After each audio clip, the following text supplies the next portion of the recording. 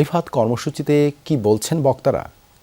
দেবাশিস, আপনি জানেন গতকালকে কিন্তু চট্টগ্রামে একটি মর্মান্তিক ঘটনা ঘটে গেছে। চট্টগ্রামের বাকলিয়ার চেয়ারম্যানঘাটা যে এলাকাটি রয়েছে সেই এলাকাতে যে শিশুটি ধর্ষণ হয়েছে, 4 বছর বয়সী যে শিশুটি, সেই শিশুটি ধর্ষণ হবার পর রাজধানীর পল্লবীতে যে রামিসা হত্যাকাণ্ড সেটি সহ সারা দেশে সংগঠিত যেই হত্যাকাণ্ডগুলো, যেই ধর্ষণগুলো, সেই ধর্ষণগুলোর প্রতিবাদে কিন্তু চট্টগ্রাম মহানগর শাখা জাতীয় নাগরিক পার্টির তারা কিন্তু আজকে নামাজের পর থেকেই তারা বিক্ষোভ কর্মসূচি করছেন এবং প্রতিবাদ মিছিল করছেন। আপনি নিশ্চয়ই দেখতে পাচ্ছেন ক্যামেরার ফ্রেমে তারা একটি প্রতীকী লাশের মিছিল করছে এবং বক্তারা যেটি বলছেন সেটি হলো সংসদে যাতে ধর্ষণের বিরুদ্ধে একটি শক্ত আইন করা হয় এবং দ্রুততম সময়ের মধ্যে যাতে ধর্ষকদের শাস্তি নিশ্চিত করা হয় সেই বিষয়টির উপর তারা সবচেয়ে বেশি জোর দিচ্ছেন।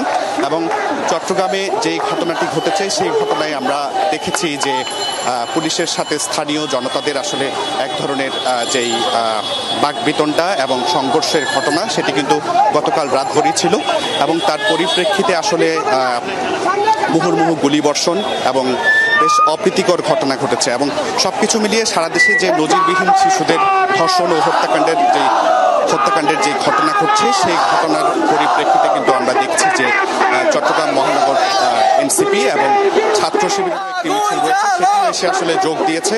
সেটি চট্টগ্রামের কলিখা মসজিদ থেকে শুরু হয়েছিল। চট্টগ্রাম প্রেস ক্লাবে এসে কিন্তু দুটি দলেরই কিন্তু মিছিল এসে যোগ দিয়েছে এবং উভয় পক্ষ থেকে যেটি বলা হচ্ছে, রাজনৈতিক দলের নেতৃবৃন্দরা যারা উপস্থিত আছেন তারা যেটি বলছেন যে কোনোভাবেই যাতে ধর্ষণকারীরা পার পেয়ে না যায় এবং সেই ধর্ষণের বিচার দ্রুততম সময়ের মধ্যে যাতে নিশ্চিত করা হয়, সারা দেশের মানুষকে যাতে সেটি দেখানো হয় সেটির দাবি তারা করছেন।